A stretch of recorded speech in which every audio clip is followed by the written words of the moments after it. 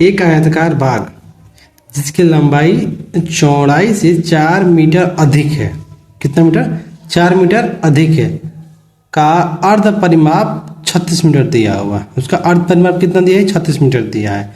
तो बाग की बीमाई का मतलब होती है लंबाई और चौड़ाई ज्ञात कीजिए। चलिए इसको हम ज्ञात करते हैं। माना हाँ मान लीजिए, माना आयताकार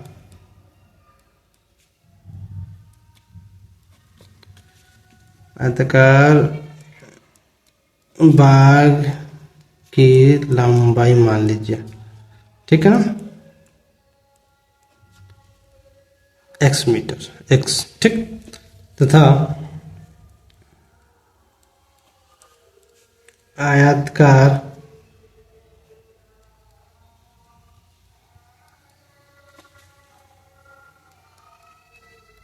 बाग की चौड़ाई y, ठीक है जी। तो देखिए इसमें दो शर्त दिया है।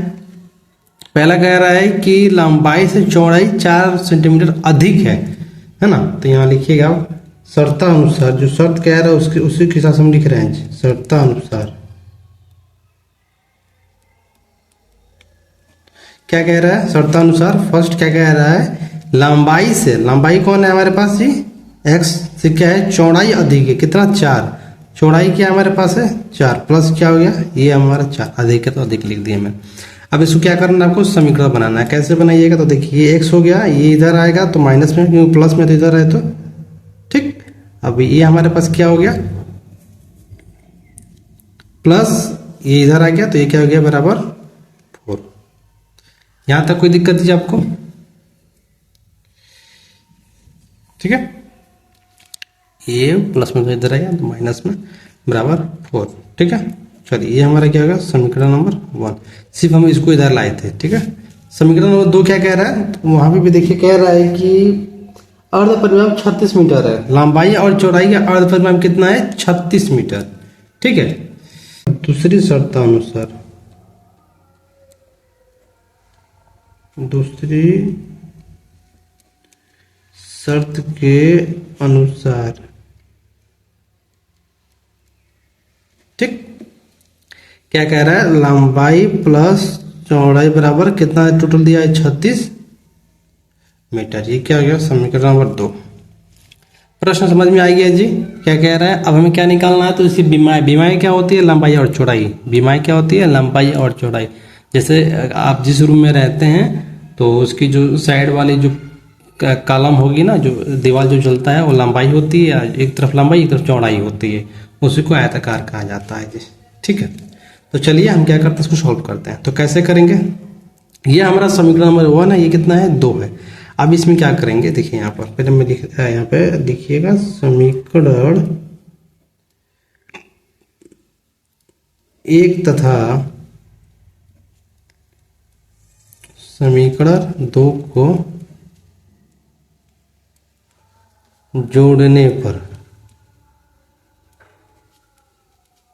अब ये जोड़ने पे मैंने क्यों लिखा? देखिए यहाँ पर समीकरण 2 में यहाँ प्लस है, यहाँ क्या है? माइनस है, तो ये दोनों कट जाएगा। क्या जाएगा? कट जाएगा, इसलिए मैंने यहाँ जोड़ने पे लिखा है। जोड़ने का अर्थ क्या है? यहाँ पर समझिए, देखिए ये हमारा हो गया समीकरण x माइनस वाई बराबर 4, दूसरा हो गया x प्लस वाई बराबर 36, ठीक है। अब यहाँ पे आपको जोड़ने का मतलब होगा, देखिए जब भी आप जोड़ेंगे तो जोड़ने से पहले याद रखिएगा, ये जो नीचे वाला जो अंक होता है ना, नीचे वाला, इसका चिन्ह बदलता है। अगर मैंने यहाँ जोड़ने पे लिखा है तो यहाँ ये प्लस प्लस पहले इसमें इस चिन्ह का मल्टीप्लाई इसमें होता है, ठीक है ना। जोड़ने पे लिखा है तो मैंने यहाँ प्लस लिखूंगा, तीनों के पास यहाँ मैं प्लस लिखता, ठीक, यहाँ पे जोड़ने पर। अब इसका गुणा इसमें plus plus plus plus plus plus plus plus plus. अगर यहाँ माइनस होता तो plus minus minus plus minus plus minus ऐसे होता है जी, समझ गए। तो यहाँ देखिए अब ये चिन्ह देखिए, ये प्लस हो गया, ये क्या हो गया? माइनस। ये क्या होगा? कट गया। इसको कहते हैं विलोपन विधि, ठीक है। अभी आगे हम प्रश्न बनाएंगे। तो x से मिलकर कितना x हो गया? 2x, ठीक है। और ये क्या हो गया? प्लस प्लस 40, ठीक। तो यहाँ पे 2 एकम 2, 2 बिसावा 40, तो x बराबर क्या मिल गया हमें? 20 मीटर। ठीक है, ये हमारा x बराबर मिल गया। अतः फिर लिखिएगा यहाँ पर समीकरण 1 या 2 में आप कहीं भी रखकर y का मान निकाल सकते हैं। समीकरण 1 में x बराबर 20 रखने और आप कहीं से भी निकाल सकते हैं। ठीक है ना, तो मैं एक हमारे पास क्या था, x माइनस वाई। एक्स हमारे पास क्या है 20 माइनस, तो y बराबर क्या हो गया 4। तो ये क्या आएगा माइनस वाई बराबर 4। ये प्लस में इधर आएगा तो माइनस में, तो माइनस वाई बराबर क्या आएगा -16। 16 में से 20 में से 4 का तो 16 ही बचेगा। ये माइनस से माइनस कट जाएगा, y बराबर 16। यहाँ लिखिएगा अतः आयताकार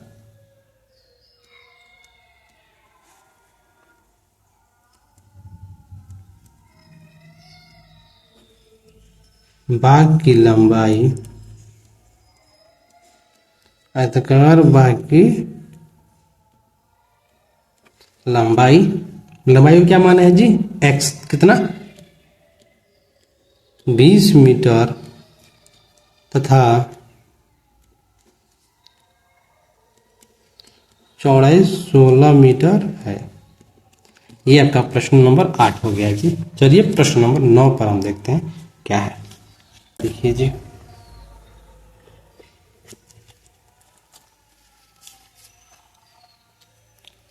एक रैखिक समीकरण 2x प्लस 3y माइनस 8 बराबर 0 दी गई है, तो दो चरों में एक ऐसी और रैखिक समीकरण लिखिए ताकि प्राप्त युग्म का ज्यामितीय निरूपण जैसे कि, अच्छा इसका मतलब क्या है कि ये समीकरण दिया हुआ है और मुझे एक और समीकरण ऐसे लिखना है जो पहला अनुपात है प्रतिच्छेदी रेखाएं करती हो, यानी कि एक और ऐसा समीकरण लिखेंगे जो प्रतिच्छेदी रेखाएं समांतर करती हो, फिर समांतर और फिर समपाती हो।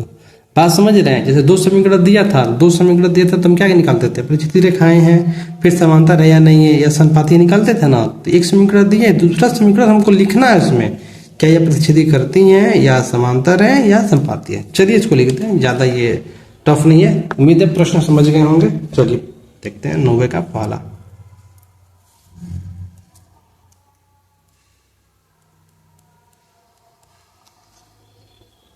सीधे हम यहाँ पर हल में लिखेंगे जी, ठीक है ना।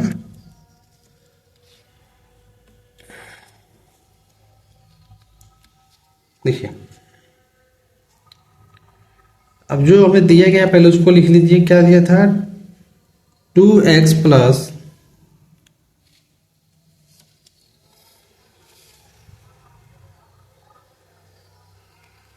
3y माइनस 8 है ना। जब ये दिया है तो क्या कीजिए, इसको मानक रूप में लिख लीजिए। ये मान लीजिए हमारा समीकरण 1 है तो इसको मानक रूप में लिख लीजिए, समीकरण 1 है ना। समीकरण 1 को मानक रूप में लिखने पर ठीक है, मानक रूप में लिखने पर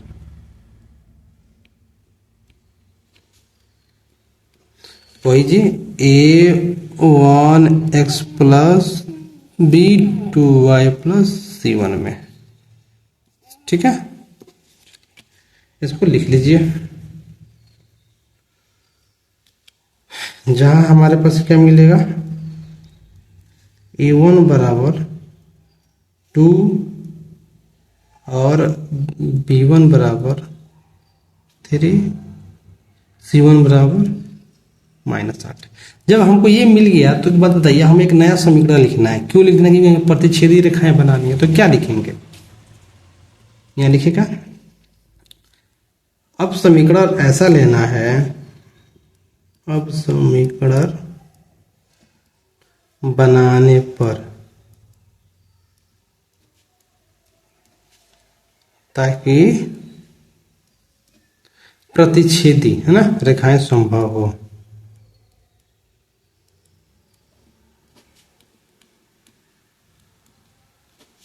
छेदी रेखाएं संभव हो, ठीक है। तो क्या करेंगे, तो आप लिख लीजिए यहाँ पर माना अगर मैं A2 बराबर, यहाँ ध्यान दीजिए, अगर मैं A2 बराबर 2 ले लूँ, A2 बराबर, ठीक है,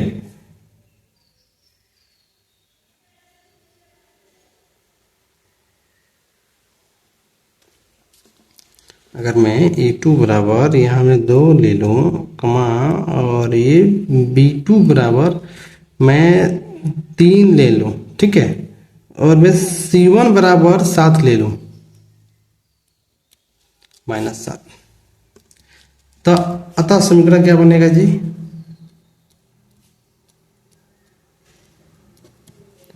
समीकरण बनेगा आपका 2x प्लस 3y -7। ये आपका समीकरण नंबर 2 बनेगा। अब देखिए ये दोनों क्या मैच कर रहे हैं, ये आगे वाला तो दोनों मैच कर रहा है, लेकिन लास्ट वाला मैच नहीं कर रहा है, तो ये कौन सा होगा? यहाँ लिखिएगा जहां, ठीक है, जहां रेखाएं एक किस पे बिंदु करेंगी, एक बिंदु पर प्रतिच्छेद कर सकती हैं, ठीक है ना।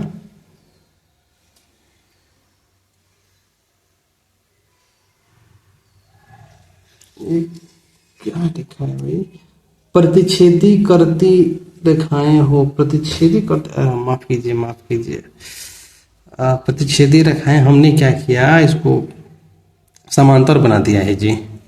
ये 2 हो गया, ये ठीक है, ये 3 यहाँ पे, ये इसको अलग ले लीजिए, ये 4 ले लीजिए, यहाँ पर मान लीजिए 4, तो यही नहीं मिल रहा तो आगे मिलेगा नहीं, देख रहे हैं यहाँ पर, ये 4 कर लीजिए, माफ कीजिए, ये 4 हो गया। प्रतिच्छेदी में क्या होता है, दोनों नहीं मिलता है, A1 और A2 आपस में नहीं मिलते हैं, A1 और A1 और B1 आपस में मिलते हैं, नहीं मिलते हैं यहाँ पर, ठीक है। यहाँ समझिए, यहाँ पे मैं एग्जाम्पल में यहाँ पे मैं समझा दे रहा हूँ जी, ताकि A1 अपॉन A2 मैंने जो लिखा है वही मैं समझा रहा हूँ जी। यहाँ पर A2 बटा A2 हो गया, ये 2/2 हो गया, और ये हमारा B1 अपन जो B2 है ये हमारा हो गया जी 3/4। तो क्या ये दोनों आपस में मिल रहे हैं? यहाँ पर देखिएगा, ये A1/A2 not equal to B1/B2, ये आपस में भी नहीं मिल रहा है। ये जब पहले 2 अनुपात नहीं मिल रहा है तो आगे मिलेगा ही नहीं जी, ठीक है। तो जहां ये हो गया, तो क्या लिखिएगा, जहां रेखाएं एक बिंदु पर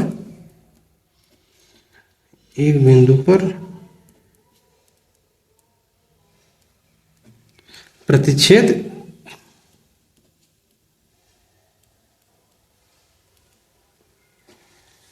है ना, कर सकती है,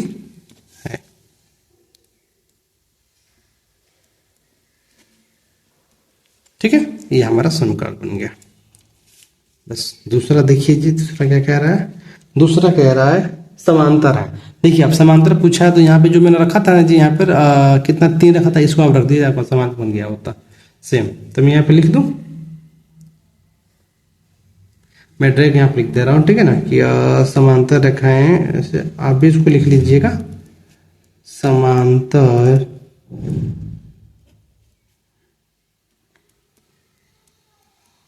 समांतर रेखाओं के लिए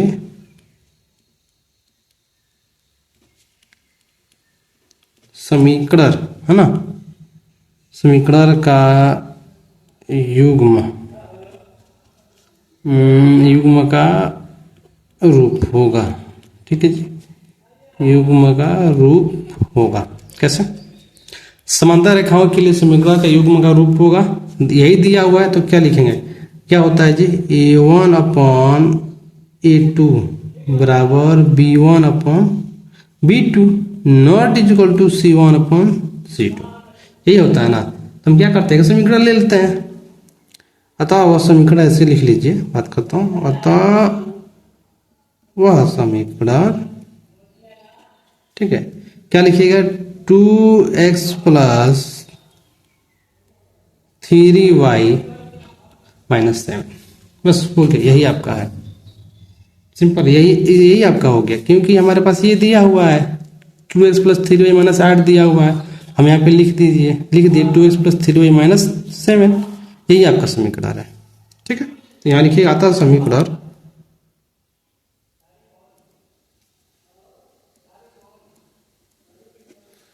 समीकरण का युग्म दूसरे समीकरण, ये जो हम लिखे हैं ना इसको जी दूसरी समीकरण है ना, दूसरे समीकरण से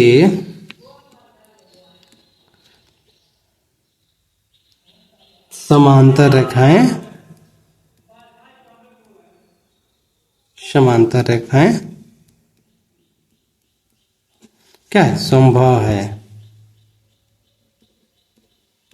समांतर रेखाएं संभव है। बस अतः समीकरण, समीकरण एक का युग्म समीकरण दो से समांतर रेखाओं का संभव है, क्योंकि इन दोनों को अगर मिलाएंगे ना, ये वाला ऊपर वाला समीकरण एक वाला और इसको जब हम मिलाएंगे ना तो ये हमारा समांतर रेखा, क्योंकि आपस में मिलेंगे नहीं। ठीक है, चलिए अब हम देखते हैं प्रश्न नंबर 3। प्रश्न नंबर 3 क्या कह रहा है इसमें, 90 का तीसरा जो हमारे पास है,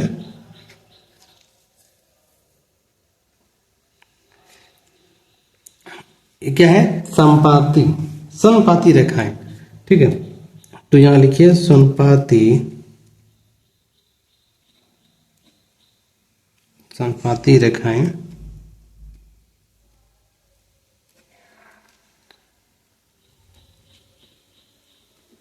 समपाती रेखाएं के लिए समीकरण, समीकरण का मानक रूप क्या होता है पहले उसको लिखिए। ठीक है जी, मानक रूप क्या होता है, A1 upon A2 B1 upon B2 बराबर C1 अपॉन C2, यही ना होता है। तो यहां लिखिएगा था समीकरण,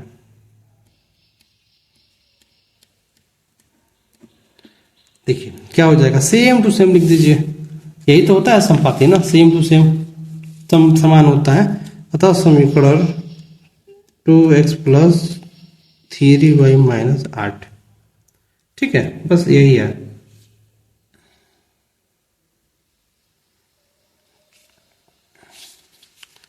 ठीक, बस यहाँ लास्ट में लिख दीजिए समीकरण एक, समीकरण एक का युग्म दूसरी समीकरण, दूसरी समीकरण से क्या संपाती है, क्या है जी, संपाती है। हो गया आपका प्रश्न नंबर 9 का पहला, दूसरा और तीसरा भी हमने सॉल्व कर लिया है। चलिए प्रश्न नंबर 10 को हम देखते हैं, 10 नंबर प्रश्न में क्या कह रहा है जी।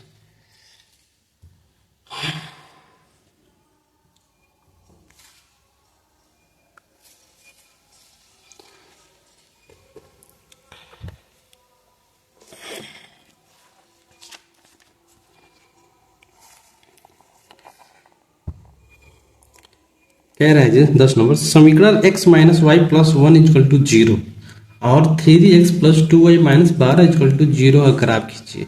क्या खींचना है, ग्राफ। इन दोनों का निशान बिंदु निकल क्या करना है जी, ग्राफ खींचना है। ठीक है, ग्राफ खींचने के बाद x अक्ष और इन रेखाओं से बने अच्छा त्रिभुज के शीर्ष के निशान ज्ञात कीजिए, निशान ज्ञात कीजिए और त्रिभुजाकार पटल को छायांकित कीजिए।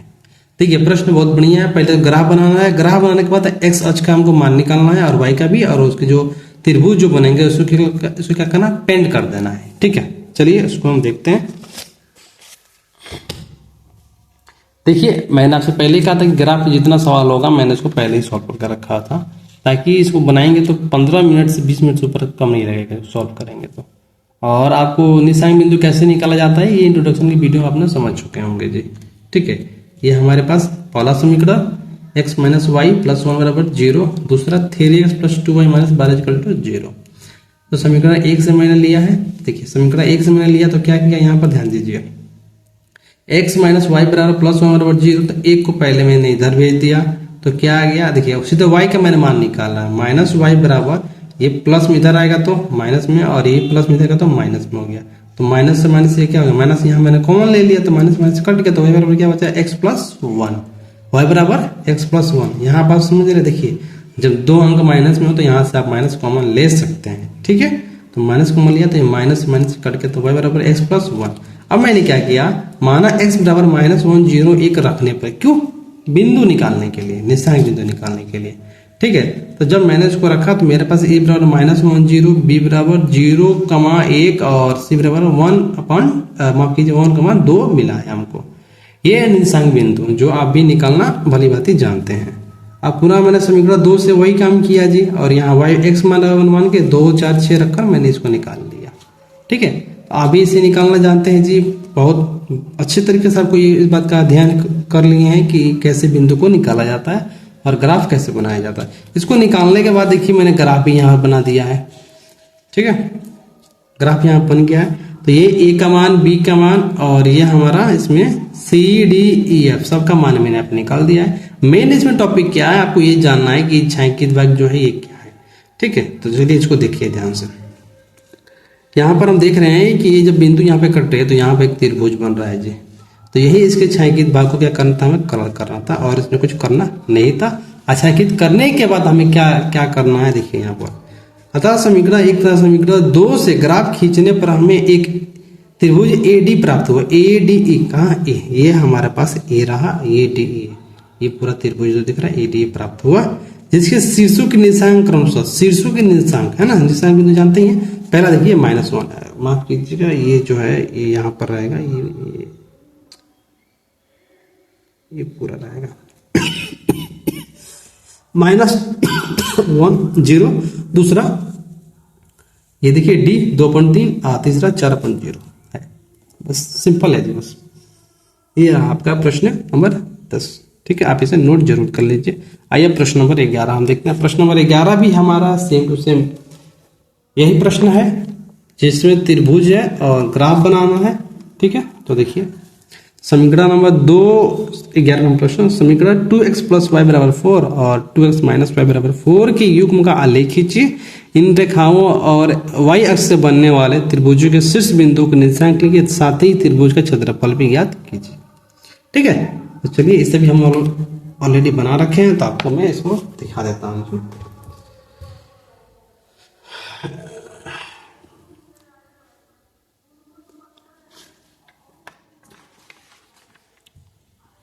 ये रहा आपका 11वां प्रश्न।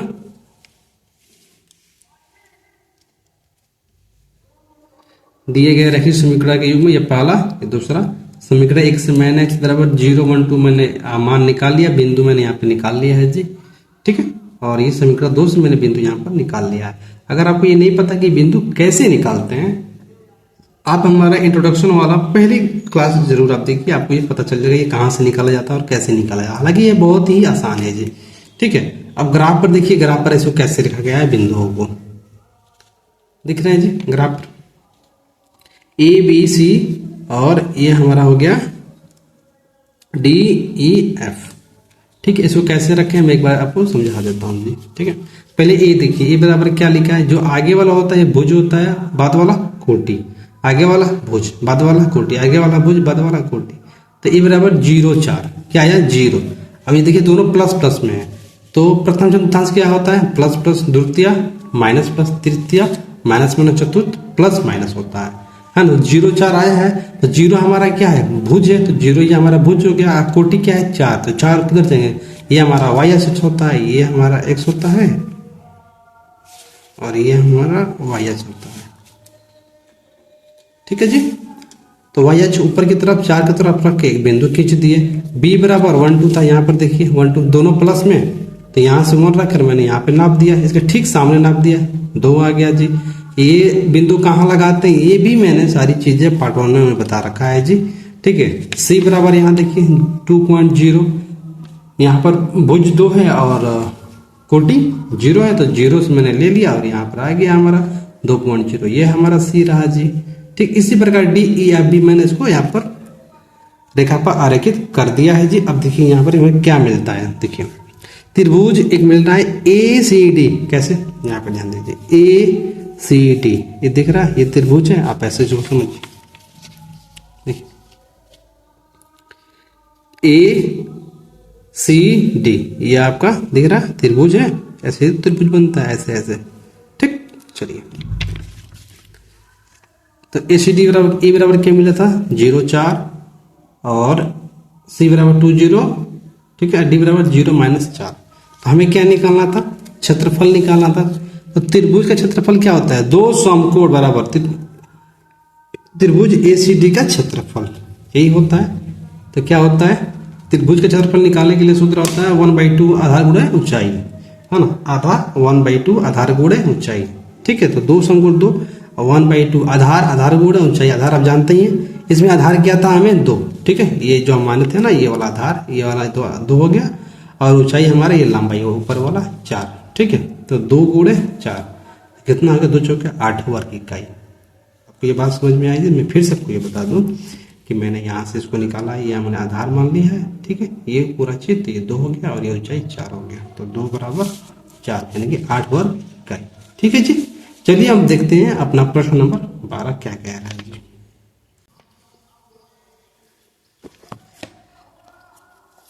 प्रश्न नंबर 12 देखिए जी, के किस मान के लिए निम्नलिखित समीकरणों के युग्म का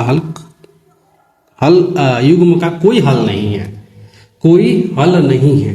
देखिए, तो ये पहला समीकरण, ये दूसरा समीकरण, अगर कोई हल नहीं है तो इसमें हमें किसी ना किसी एक का मान निकाल, बस वो आंसर निकालना है, एक मान निकालना है, के का मान कोई हमारे पास आएगा, वही उस समीकरण का कोई हल नहीं रहेगा। इसका मतलब अगर मैं वो अंक के स्थान पर रखूंगा, यहाँ के स्थान पर ना, तो कोई हल ही नहीं होगा।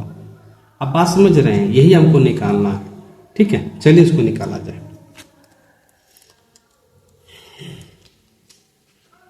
तो के का निकालना, चलिए इसको निकाल लिया जाए।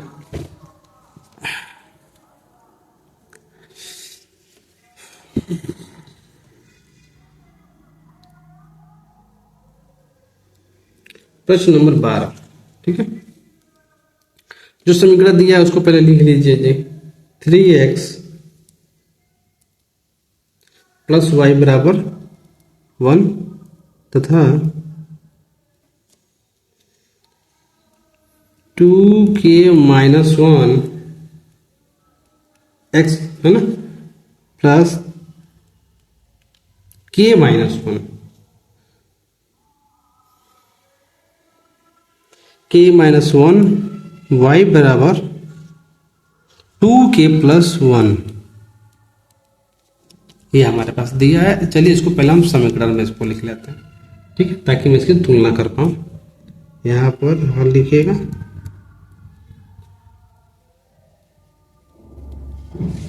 प्लस में इधर आएगा तो माइनस में, क्या समीकरण नंबर 1 हो गया, ठीक है। अब इसको कैसे लिखेंगे, तो ये हो गया 2k - 1 x प्लस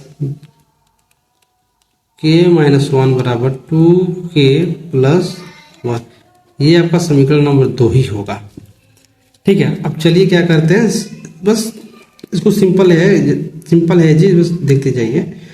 अब इसको हम क्या करेंगे, यहां से निकालने के लिए आप खुद सोचिए, के का मान निकालना है ना, तो मानक रूप में ही तो रखेंगे, तभी तो निकालेंगे जिसका मान, ठीक है। ये प्रश्न दिया हो, क्या कीजिए, इस समीकरण को क्या करेंगे, हम मानक रूप में रख दे रहे हैं a1 और a2 से, वहीं से हमको के का मान निकलेगा, दूसरा कोई ऑप्शन नहीं है हमारे पास। तो यहाँ पर लिखिए समीकरण 1, समीकरण 1 की तुलना तथा समीकरण 2 की तुलना ऐसे मानक रूप से करने पर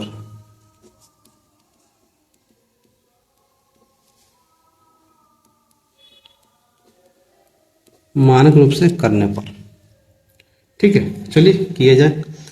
तो यहां पर देखिए a1 बराबर क्या मिला हमको और a2 बराबर क्या मिला, मैं इसको रख दे रहा हूं, ठीक है ना।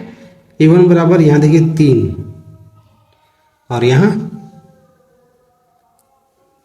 2k - 1 हमारे पास 1 हो गया, कमा b1/b2, b बराबर 1, इसके साथ पे क्या लिखेंगे 1, और हमें क्या है इसके पास k - 1, ये हमारा क्या हो गया b2, और ये कमा c1 बराबर हमको क्या मिला है, यहाँ पे देखिए c1 c2, तो c1 किस में लिखेंगे, माइनस में 1, और ये हमारे पास मिला, इसको भी माइनस में लिखेंगे जी, इधर आएगा तो माइनस में हो जाएगा, ये माफ कीजिए यहाँ माइनस लिख दीजिए, मैंने नहीं किया था, तो -2k+1। ठीक है, अब ये देखिए माइनस से माइनस क्या होगा, कट जाएगा। अब हमें क्या निकालना है जी, k का मान निकालना। अब हम क्या करेंगे ना, a1 और a2 और b1 और b2 क्या कर रहे हैं, तुलना कर दे रहे हैं। तुलना क्यों कर रहे हैं, हमको k का मान निकालना। हम अब यहां से हम किसी का भी तुलना कर सकते हैं।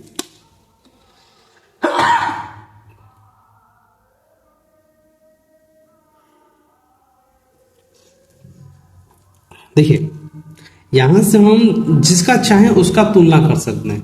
अब क्यों कर रहे हैं, अगर मैं इसका तुलना इससे करूंगा तभी k का मान निकलेगा, तो जो k का मान निकलेगा उसका कोई हल नहीं होगा, इसका भी वही हाल है। तो मैं तीनों में है, तो मैं यहाँ इसका इससे कर सकता हूँ, चाहे मैं इसका इससे कर, जिससे आपकी इच्छा हो उससे आप यहाँ कर सकते हैं। ठीक है, तो चलिए मैं यहाँ पे लिख रहा हूँ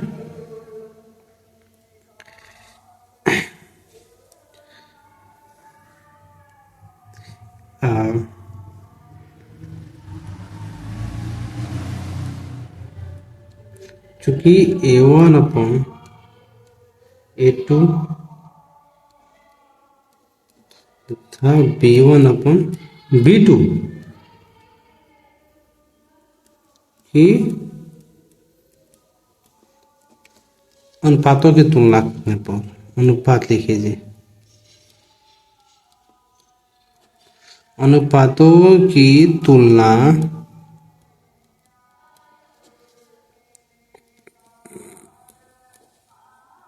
करने पर, ठीक है जी, अनुपातों की तुलना करने पर a1 के स्थान पर क्या लीजिए 3, 2 + 1 के बराबर ये हो गया 1 और ये हो गया k-1। चलिए इसका क्या करिए, गुणा कर दे। गुणा कैसे करते हैं, तिरछा गुणा जी। कौन सा गुणा, तिरछा गुणा, पहले इसका, जिसको चाहे उसका आप कर सकते हैं।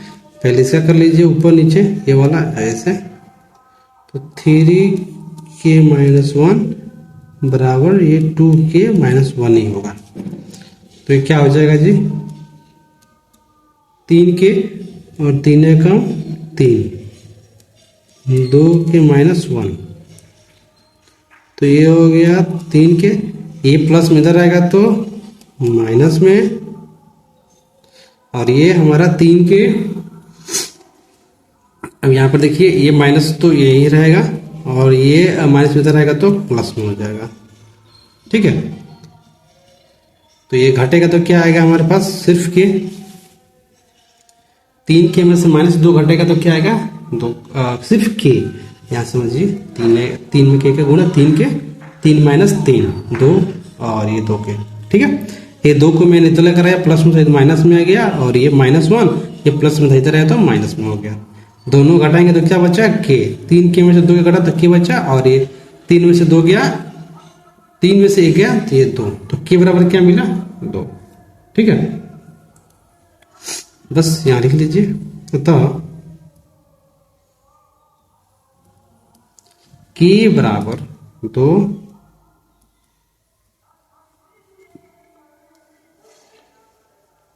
k बराबर जो युग्म का कोई हल नहीं होगा,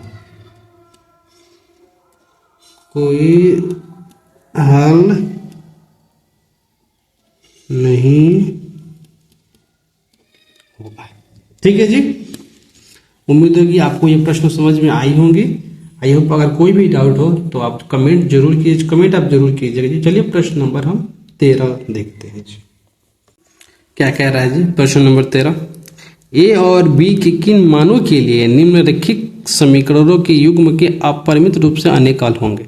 देखिए यहाँ अपरिमित रूप से अनेक हल पूछा है और यहाँ क्या पूछा था, युग्म का कोई हल नहीं है। अब इसमें एक क्या का ध्यान रखिएगा कि जब इसमें कोई हल नहीं है तब a1/8 b1 का दोनों का मतलब तुलना कर लिए थे तो हमारा नाम से निकल गया। लेकिन यहाँ अपरिमित रूप से अनेक हल है। जब ये अनेक हल है ना तो a1/b1 का पहले निकालना पड़ेगा आपको, क्योंकि तीनों बराबर ही होता है ना। फिर b1/c1 का निकालना पड़ेगा। दो चीज आपको इसमें निकालना पड़ेगा जी। तब जाके इसका आंसर आपको आएगा ए और बी है। ठीक है, चलिए तो इसको निकालते हैं। प्रश्न समझिए जी, आप में अनेक हल है तो इसके। ठीक है, चलिए मैं इसको भी टैग कर देता हूं। क्या लिखा है, 2x + 3y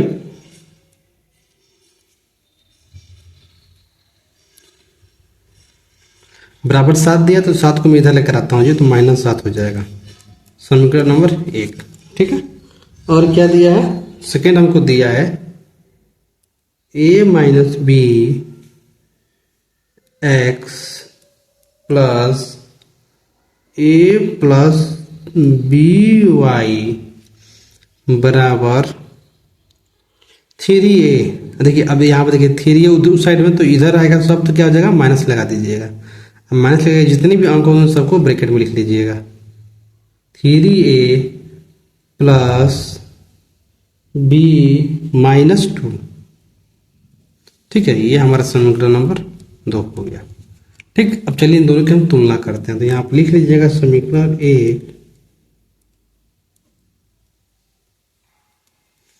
समीकरण 1 तथा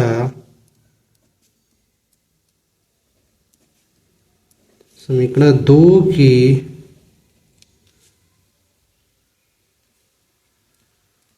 तुलना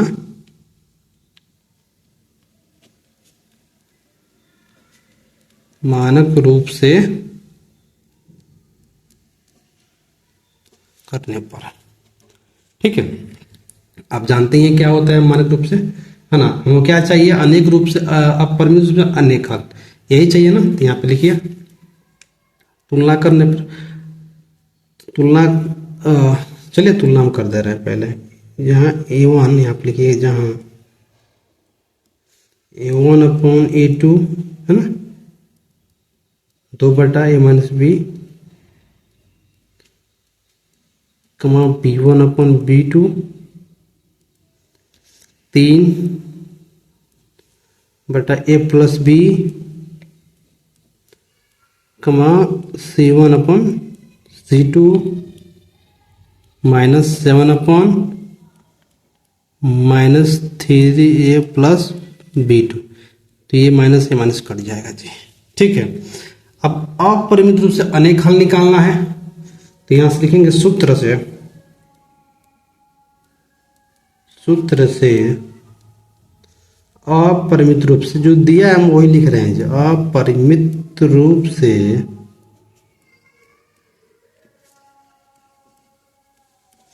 अनेक हल।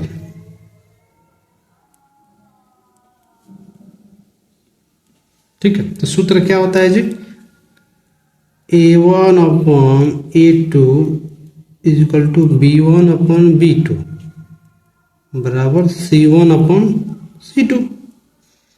क्या करेंगे, मैं मान रख दीजिए, मान रखने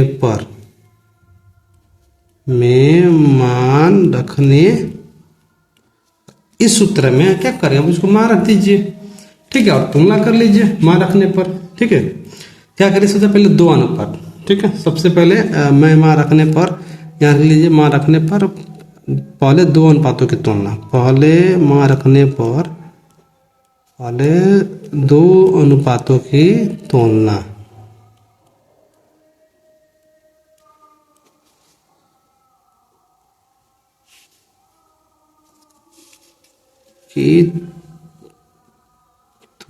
ठीक है, चलिए पहले 2 अनुपात की तुलना कर लीजिए जी। कोई भी 2 अनुपात आप ले लीजिए, आपकी जो इच्छा हो। पहले 2 अनुपात। ठीक है, हम यहाँ पे ले रहे हैं फर्स्ट समीकरण, यहाँ फर्स्ट और सेकेंड से। ठीक है, जहां a1/a2 बराबर 2/a - b और b1/b2 बराबर 3/a + b, यही है। चलिए इसको हम निकाल दे रहे हैं।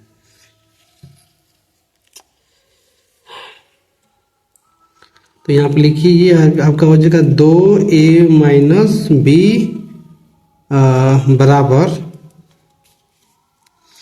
3 और ये ए प्लस बी। ठीक है, अब क्या करेंगे, तिरछा गुणा करेंगे जी। पहले इसका गुणा इसमें कर लीजिए, तो ये क्या हो जाएगा, मैं डायरेक्ट गुणा कर रहा हूँ, 3 में ए का तो 3 ए हो जाएगा। बी क्या करेंगे तो 3 बी हो जाएगा जी। मैंने इसको इधर गुणा किया तो क्या हो जाएगा, 2 ए हो जाएगा, प्लस क्या हो जाएगा, 2 बी हो जाएगा जी। ठीक है, अब यहाँ से क्या करिए, किसी एक पक्ष को ट्रांसफर कीजिए। अगर मैं 3 ए को इधर लाता हूँ तो देखिए 3 ए हो गया, ये प्लस में इधर आएगा तो माइनस में 2 ए हो गया जी। अब ये 2 भी बच गया, अब ये किस में है, माइनस में इधर आएगा तो जी प्लस में, तो क्या हो गया 3 बी। तो 3 ए में से 2 ए गया तो क्या बचेगा ए, और ये दोनों क्या हो जाएगा 2 ए 3 बी मिल गया 5 बी। ये हमारा क्या बन गया, समीकरण नंबर 1। ठीक है जी, अब हम क्या करेंगे, अब फिर तुलना करेंगे, यहाँ मिल रहा हूँ सेकेंड और थर्ड से।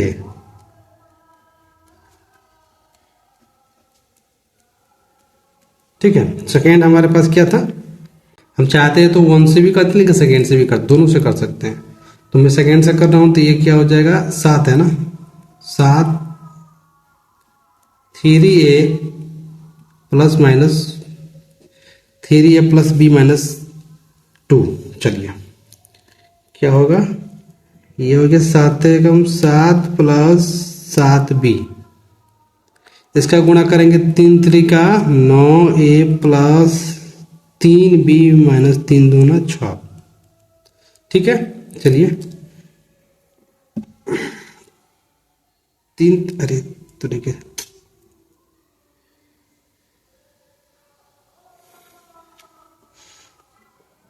चलिए अब हम क्या करते हैं, इसमें देखिए बड़ा है तो इस साइड हम इसको लेंगे।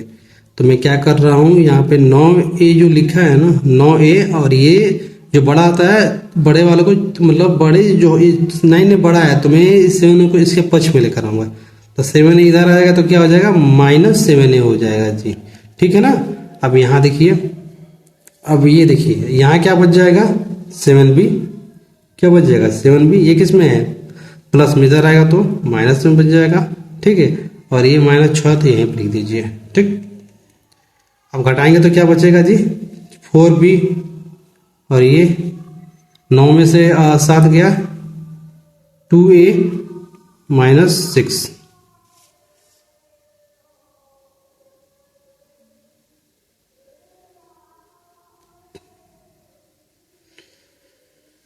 टू ए माइनस 7 6, ये हो गया 3 बी में से 4 घट गया तो 4 बी आ गया, और इधर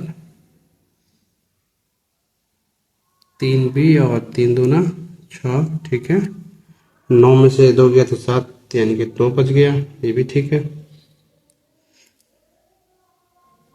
तो अब देखिए अब क्या करेंगे, यहाँ पर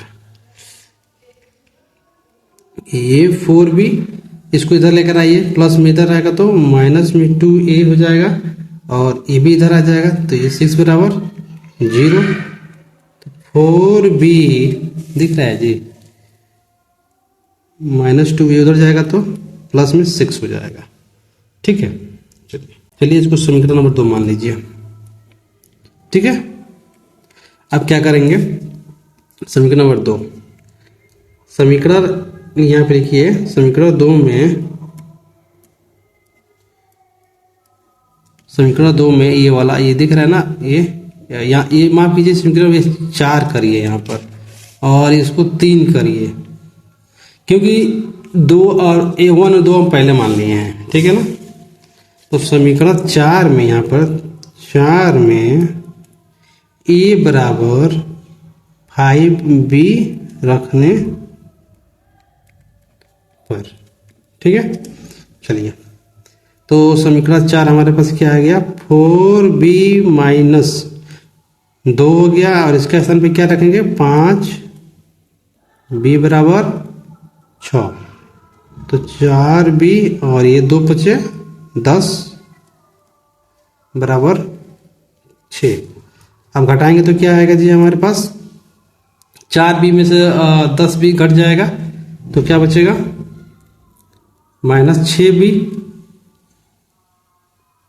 ठीक, बराबर 6।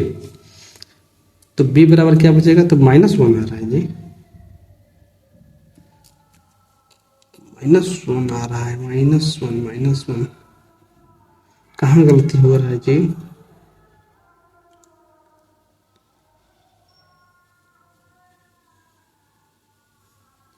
एक बार मैं इधर जांच कर लूं कहीं गलत तो नहीं है जी।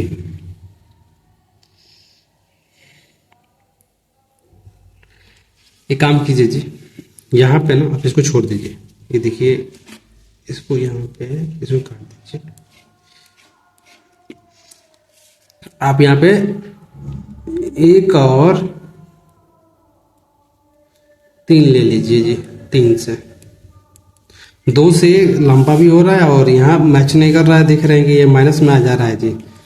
ठीक है, यहाँ पे क्या करिए 1 से कीजिए। एक हमारा क्या था, 2/a-b बराबर 7 - 3a + b2, यही था। अब इसको गुणा करिए तो ये हमारा हो जाएगा द्वितीय 6a, ठीक है, +2b और ये हो जाएगा हमारे पास 4, ठीक है जी, बराबर ये हमारा हो गया 7 - 7b, ठीक। चलिए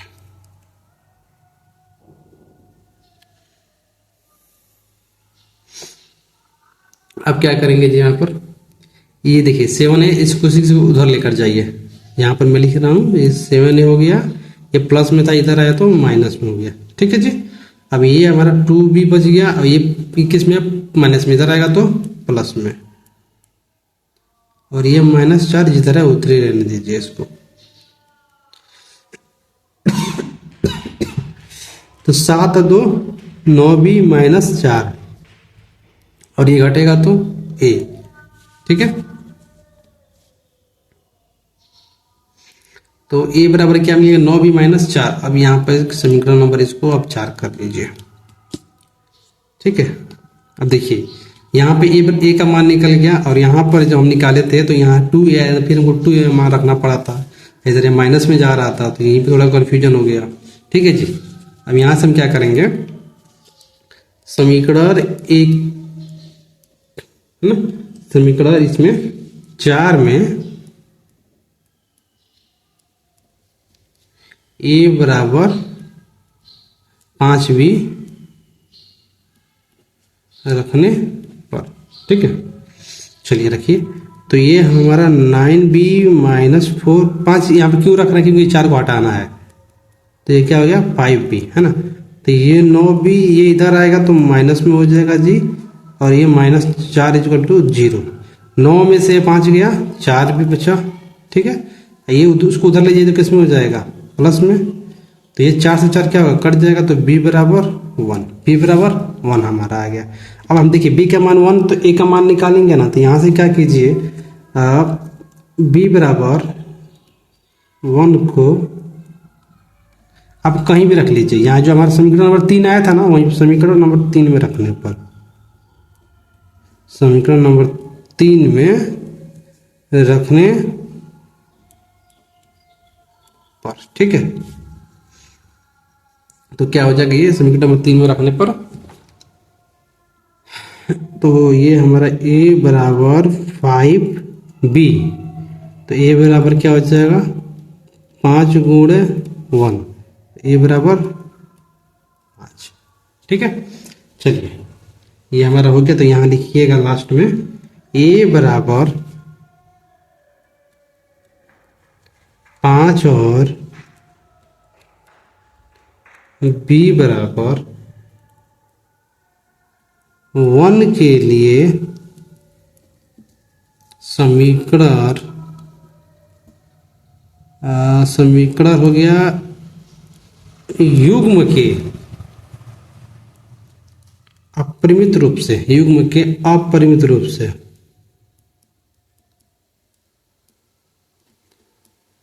अपरिमित रूप से अनेक हल हैं,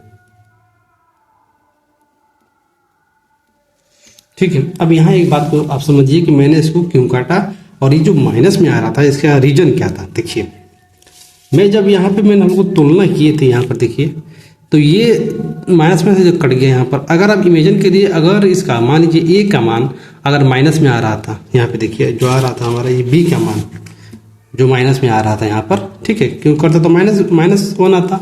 अगर मैं यहाँ पर -1 रखता तो फिर क्या ये संपाती हल होता? गलत हो जाता ना, ये बी मैच ही नहीं करता, तो ये हमारा प्रतिच्छेदी रेखाएं हो जाता, ठीक है। और हमें क्या निकालना था? अपने से अनेक हल। इसलिए मैंने क्या किया यहाँ पे इसको मैंने काट दिया और फिर मैंने इसको बनाया, ये समीकरण एक यहाँ पर रखा है जी, ठीक है। तो उम्मीद होगी आप ये हमारी पूरी बातें अच्छे से समझे होंगे। हम आपसे मिलते हैं अगले नेक्स्ट टॉपिक में 3B को लेकर। तब तक के लिए आप सभी का बहुत बहुत धन्यवाद। अगर आपको ये वीडियो अच्छी लगी हो तो प्लीज़ एक लाइक और कमेंट जरूर कीजिएगा जी, और शेयर भी कीजिए।